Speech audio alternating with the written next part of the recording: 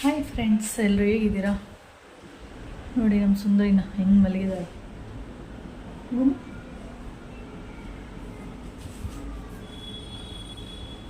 ಏನು ಮಾಡಲ್ಲ ಇರುವ.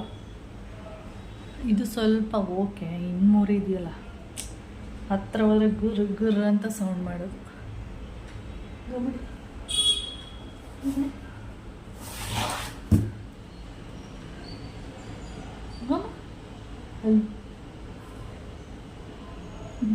ಭಯ.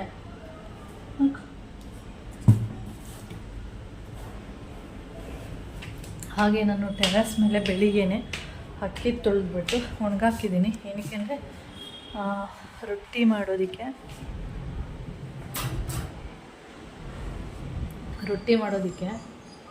ತುಂಬ ಏನಂದರೆ ಜೋರು ಗಾಳಿ ಇದೆ. ಅಂದರೆ ಆಷಾಢ ಟೈಮಲ್ಲಿ ಗಾಳಿ ಬೀಸುತ್ತಲ್ಲ, ಆ ಥರ ಗಾಳಿ ಬೀಸ್ತಾ ಇದೆ. ನೋಡ್ತಾ ಇರ್ಬೋದು, ಅಲ್ಲಿ ಒಣಗಾಕಿದ್ದೀನಿ. ಹಾಗೆ ಮೊನ್ನೆ ಕೊಬ್ಬರಿ ಎಲ್ಲ ಕೆಚ್ಚಿದ್ವಲ್ಲ, ಅದನ್ನು ಕೂಡ ಹಾಕಿದ್ದೀನಿ. ಇವಾಗ ತೊಗೊಂಡೋಗ್ಬಿಟ್ಟು ಗಾಣಕ್ಕೆ ಎಣ್ಣೆ ಆರಿಸ್ಕೊಂಡು ಬರೋಣ ಅಂತೇಳಿ ರೆಡಿಯಾಗಿದ್ದೀನಿ. ಈಗ ಬರ್ತಿದ್ದೀನಿ. ಸ್ವಲ್ಪ ಮೋಡ ಹಾಗೆ ಸ್ವಲ್ಪ ಬಿಸಿಲು ಎರಡೂ ಉಂಟು. ಚೀಲನೂ ಅಷ್ಟೇ ಅಲ್ಲಿ ಓಪನ್ ಮಾಡಿಟ್ಟಿದ್ದೀನಿ. ಅಂದರೆ 2 ದಿನ ಚೆನ್ನಾಗಿ ಒಣಗಿಸಿದ್ದೀನಿ. ಹಾಗೆ ಸಣ್ಣ ಸಣ್ಣ ಪೀಸ್ ಮಾಡಿ ಕೂಡ ಹಾಕಿದ್ದೀನಿ. ಇವಾಗ ಅದನ್ನ ಎತ್ಕೊಂಡು, ನಮಗೂ ಗೊತ್ತಿಲ್ಲ, ಫಸ್ಟ್ ಟೈಮ್ ನಾನು ಅದನ್ನು ಮಾಡಿಸ್ತಾ ಇರೋದು. ಅಂದರೆ ಅಮ್ಮ ಮನೆಯಲ್ಲೆಲ್ಲ ಮಾಡಿಸ್ತಾರೆ, ಅಂದರೆ ಇಲ್ಲಿ ನಾನು ಫಸ್ಟ್ ಮಾಡಿಸ್ತಾ ಇರೋದು. ಎಷ್ಟು ಕೆ ಜಿ ಇದೆ ಅಂತಲೂ ಗೊತ್ತಿಲ್ಲ. ಅಂದರೆ ಇದಕ್ಕೆ ಹಾಕಬೇಕು ಅಂದರೆ ಗಾಣಕ್ಕೆ ಮಿನಿಮಮ್ ಇಷ್ಟು ಕೆ ಜಿ ಇರಬೇಕು ಅಂತ ಹೇಳ್ತಾರಲ್ವ, ಅಷ್ಟು ಇದೆಯೋ ಏನೋ ಗೊತ್ತಿಲ್ಲ. ನನ್ನ ಪ್ರಕಾರ ಒಂದು ಎಷ್ಟಿರ್ಬೋದು, 10 ಕೆ ಜಿ ಒಳಗಡೆ ಅಂದರೆ 8 ಕೆ ಜಿ ಇರ್ಬೋದು ಅಂತ ಅನ್ಕೋತಿದ್ದೀನಿ. ನೋಡೋಣ. ಮತ್ತು ಅದನ್ನು ತೊಗೊಂಡೋಗಿ ಗಾಣ ಮಾಡಿಸಿ ಬಂದು ಅಕ್ಕಿ ಒಣಗಾಕಿದ್ದೀನಲ್ಲ, ಅದನ್ನು ಕ್ಲೀನ್ ಮಾಡಿ ತೊಳೆದಾಕಿರೋದಷ್ಟೇ. ಮತ್ತು ಅದನ್ನು ಕ್ಲೀನ್ ಮಾಡಿ ರಾಗಿ ಮತ್ತು ಅದು ಎರಡನ್ನೂ ಮತ್ತೆ ತೊಗೊಂಡೋಗಿ ಮಿಲ್ ಮಾಡಿಸಿ ಬರಬೇಕು. ಇವತ್ತು ಸಂಡೇ ಆಗಿರೋದ್ರಿಂದ ಮತ್ತು ಇನ್ನು ಮಾಮನಿಗೆ ರಜಾ, ಇನ್ನು ನೆಕ್ಸ್ಟು ಸಾಟರ್ಡೇವರೆಗೆ. ಅದಕ್ಕೆ ಇವತ್ತು ಇದೆಲ್ಲ ಮುಗಿಸ್ಬೇಕು.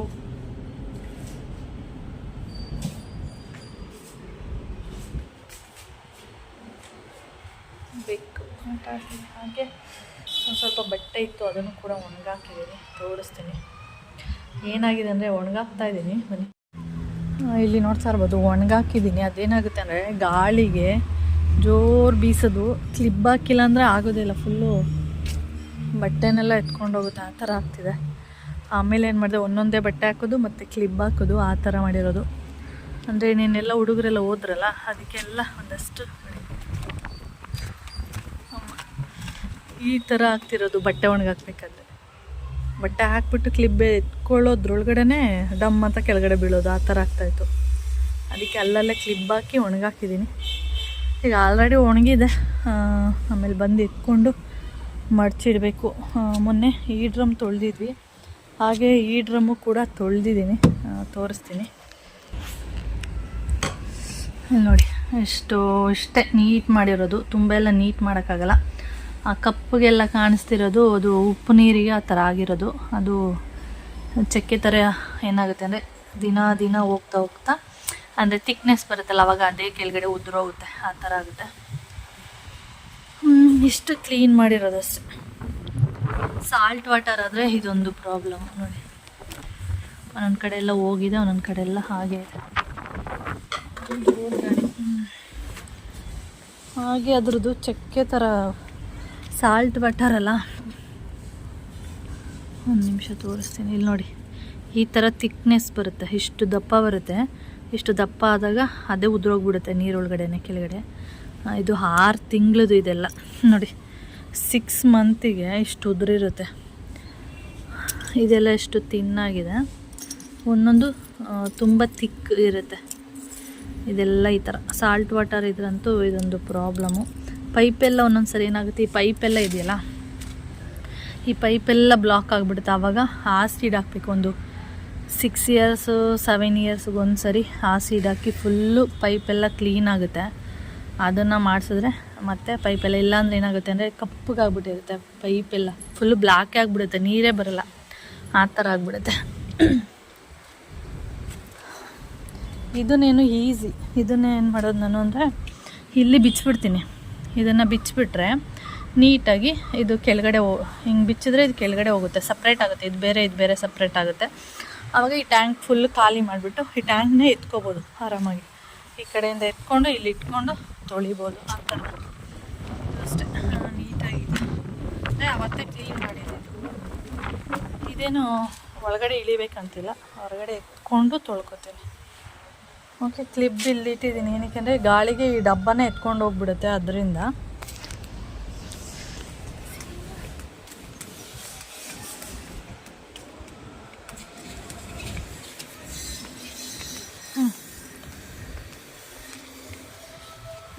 ನೋಡಿ, ರೊಟ್ಟಿಗೆಲ್ಲ ಬೇಕು, ಒಣಗಿದೆ. ಇವಾಗ ಬಂದು ಎಲ್ಲ ಕ್ಲೀನ್ ಮಾಡ್ತೀನಿ. ಅಂದರೆ ಭತ್ತ ಮತ್ತು ಮಣ್ಣಿಂಟೆ ಇರುತ್ತೆ, ಅದನ್ನು ಕ್ಲೀನ್ ಮಾಡಿಬಿಟ್ಟು ತೊಗೊಂಡೋಗಿ ಮಿಲ್ ಮಾಡಿಸೋದು. ಹಾಗೆ ಇಲ್ಲಿ ನೋಡಿ, ಕೊಬ್ಬರಿನ ಈ ರೀತಿ ಮಾಡಿಸಿರೋದು, ಈ ರೀತಿ ಮಾಡಿದ್ದೀನಿ ನಾನು. ಅಂದರೆ ಸಣ್ಣ ಸಣ್ಣ ಪೀಸ್ ಥರ ಮಾಡಿಟ್ಟಿದ್ದೀನಿ. ಇವಾಗ ಎತ್ಕೊಂಡು ಹೋಗಬೇಕು. ನೋಡಿ ಇಷ್ಟಿದೆ. ನನ್ನ ಪ್ರಕಾರ ಒಂದು 8 kg ಬರ್ಬೋದು ಅಂತ ಅಂದ್ಕೊಂಡಿದ್ದೀನಿ. ಓಕೆ, ಟೊಮೆಟೊ ಎಲ್ಲ ಸುಮಾರಾಗಿ ಸಿಕ್ಕಿತ್ತು. ಅಂದರೆ ಚಿಕ್ಕ ಟೊಮೆಟೊ, ಅಂದರೆ ತುಂಬ ದಪ್ಪ ಆಗಿಲ್ಲ, ಈ ಥರ. ಇಲ್ಲಿ ನೋಡಿ, ಇಷ್ಟು ಚಿಕ್ಕದಾಗಿದೆ ಅಷ್ಟೆ. ಅದು ಬಿಟ್ಟರೆ ಇದರಲ್ಲಿ ಮಾತ್ರ ದಪ್ಪ ಇದೆ ಇದು ಒಂದು. ಮತ್ತು ಮೆಣಸಿನ್ಕಾಯಿದ್ದು ನೋಡಿ, ಇದು ನೆಟ್ಟಾಗ ಡೈಲಿ ನೀರು ಹಾಕ್ತಿದ್ದೆ, ಆದರೆ ಇದು ಚಿಗುರ್ಲೇ ಇಲ್ಲ, ಹೇಗಿತ್ತು ಹಾಗೇ ಇತ್ತು. ಆದರೆ ಮಳೆ ಹುಯ್ತಲ್ಲ ನೋಡಿ, ಮಳೆ ಹುಯ್ದ ಮೇಲೆ ಚೆನ್ನಾಗಿ ಚಿಗುರೆಲ್ಲ ಬಂದು ನೋಡಿ, ಹಸಿಮೆಣ್ಸಿಕಾಯಿ ಎಲ್ಲ ಚೆನ್ನಾಗಿ ಬಂದಿದೆ. ಖಾರ ಇದೆಯೋ ಏನೋ ಗೊತ್ತಿಲ್ಲ. ಈ ಥರ ಇದೆ. ಹಾಗೆ ಇಲ್ಲಿ ಬಂದು ನೋಡಿ, ಕರ್ಬೂಜದ ಹಣ್ಣು ನಾನು ಹೇಳಿದ್ದೆ ನಿಮಗೆ, ಇದ ತೋರಿಸ್ಬಾರ್ದು ಅಂತಾರೆ ನೋಡಿ, ಎಷ್ಟೊಂದು ಬಿಟ್ಟಿದೆ ಅಂತ. ಅಲ್ಲೊಂದು ಮತ್ತು ಇಲ್ಲೊಂದು, ಇಲ್ಲಿ 2 ಇದೆ ನೋಡಿ. ಇದೇನೋ ಆಗಿದೆ, ಏನೋ ಗೊತ್ತಿಲ್ಲ, ಈ ಥರ ಬಳ್ಳಿ ಥರ. ಇಲ್ಲೊಂದು, ಇಲ್ಲಿ 2 ಇದೆ ನೋಡಿ, ನಾನು ನೋಡಿ ಎಲ್ಲದ, ಇಲ್ಲಿ 2 ಇದೆ. ಮಿನಿಮಮ್ ಅಂದರೆ ಇಷ್ಟು ದಪ್ಪ ಆಗುತ್ತೆ ಅಷ್ಟೇ. ಅದು ಬಿಟ್ಟರೆ ಇನ್ನಿಲ್ಲಿ ಹೂವು ಎಲ್ಲ ಬಿಡ್ತಾ ಇದೆ. ಬೆಕ್ಕೇನು ಮಾಡುತ್ತೆ, ಇಲ್ಲಿ ಆಟ ಆಡುತ್ತಲ್ಲ, ಅದಕ್ಕೆ ಅದು ಅಷ್ಟು ಸರಿಯಾಗಿ ಬಂದಿಲ್ಲ.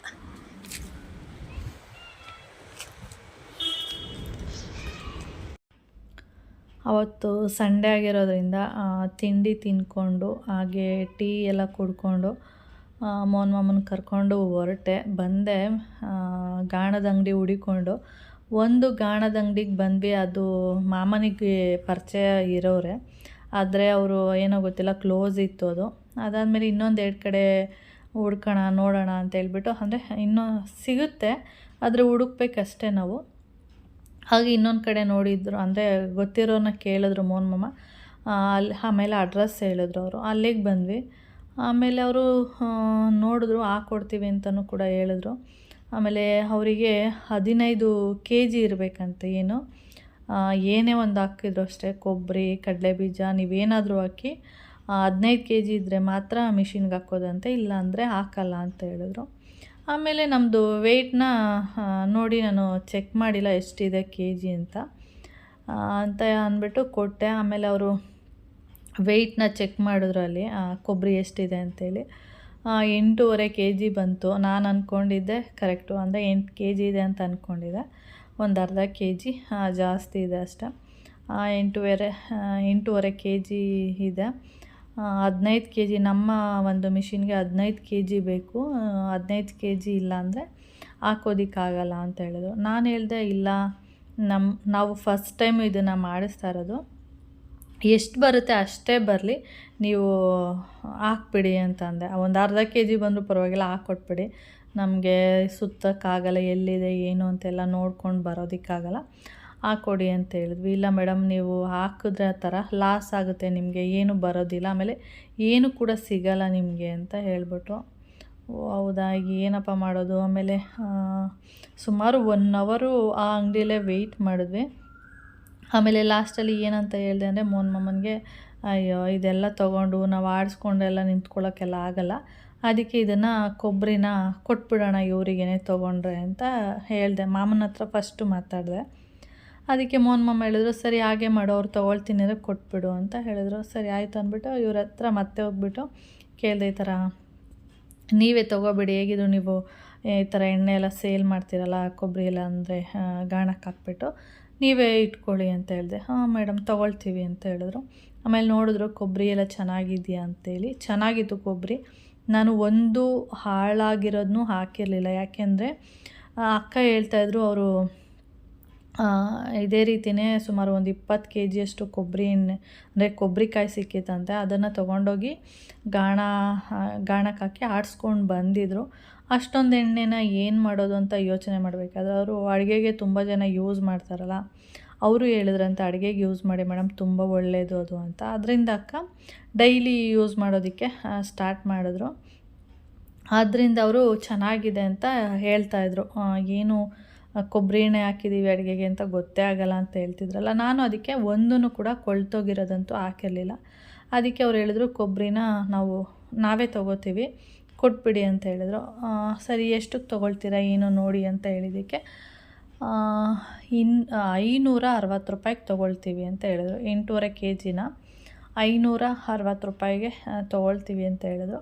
ಸರಿ ಹಾಗೆ ಮಾಡೋಣ ಅಂದ್ಬಿಟ್ಟು ನಾನು ಅಲ್ಲಿ ಏನೋ ಒಂದಷ್ಟು ಸಾಮಾನುಗಳೆಲ್ಲ ತೊಗೊಂಡಿದ್ದೆ.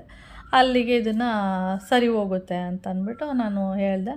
ಆಮೇಲೆ ಕೌಶಿನೂ ಬಂದಿದ್ದ ನಮ್ಮ ಜೊತೆ. ಅವನು ಹೇಳ್ದ, ಅಮ್ಮ ಬೇಡಮ್ಮ, ಅವನಿಗೇನು ಆಸೆ ಅಂದರೆ ಆ ಮಷೀನ್ ಇದೆಯಲ್ಲ, ಆ ಮಷೀನು ಹೇಗೆ ಕೆಲಸ ಮಾಡುತ್ತೆ ಅನ್ನೋದು ಅವನಿಗೆ ಆಸೆ ಅಂತ. ಅದನ್ನ ಅಂದರೆ ನೋಡಬೇಕು ಅನ್ನೋ ಆಸೆ ಅಂತ. ಅದು ಯಾವ ಥರ ಎಣ್ಣೆ ಬರುತ್ತೆ, ಅದು ಯಾವ ಥರ ರುಬ್ಬುತ್ತೆ, ಆ ಥರ ಆಸೆ ಅಂತ ಅವನಿಗೆ.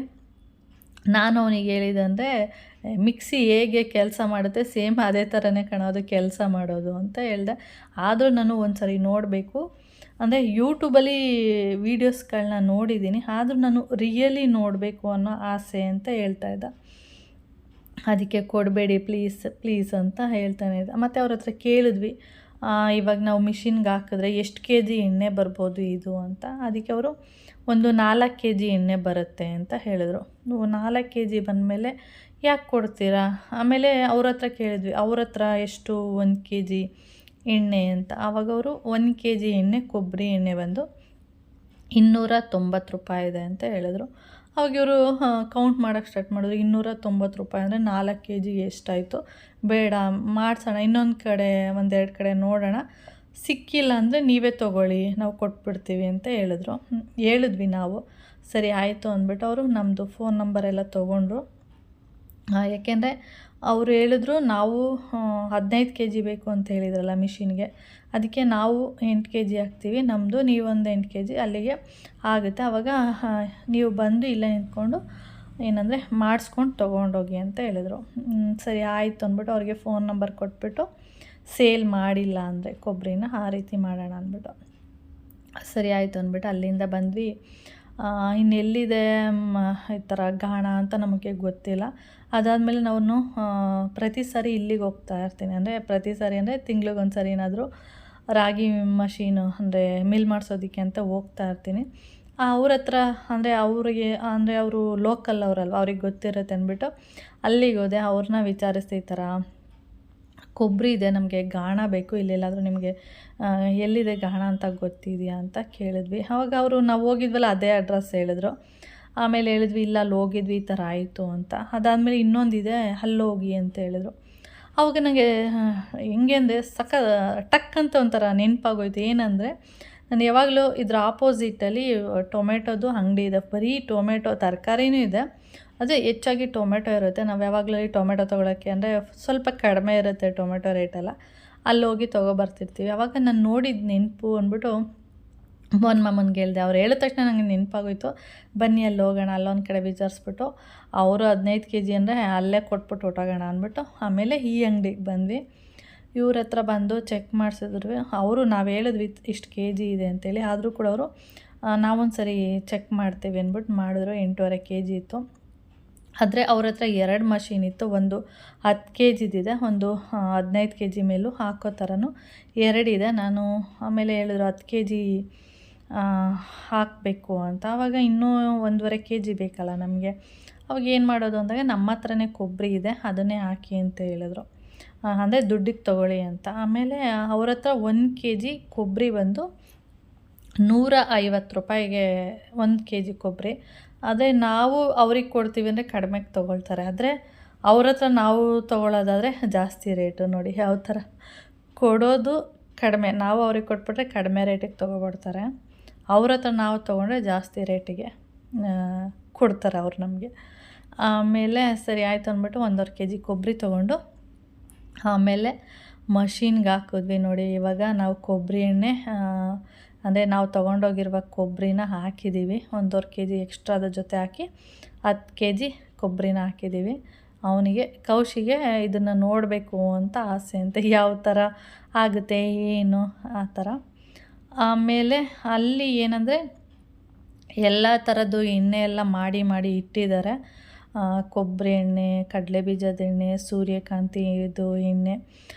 ಮೋಹನ್ ಮಾಮ ಕೇಳ್ತಾಯಿದ್ರು ಹುಚ್ಚೆಳ್ಳೆಣ್ಣೆ ಸಿಗುತ್ತಾ ಕೇಳು ಅಂತ. ಅಂದರೆ ಹುಚ್ಚೆಳ್ಳೆಣ್ಣೆ ಅಂದರೆ ಸ್ವಲ್ಪ ಒಳ್ಳೆಯದು, ಅನ್ನಕ್ಕೆಲ್ಲ ಹಾಕ್ಕೊಂಡು ತಿಂತಾಯಿದ್ವಿ, ಅದಕ್ಕೋಸ್ಕರ.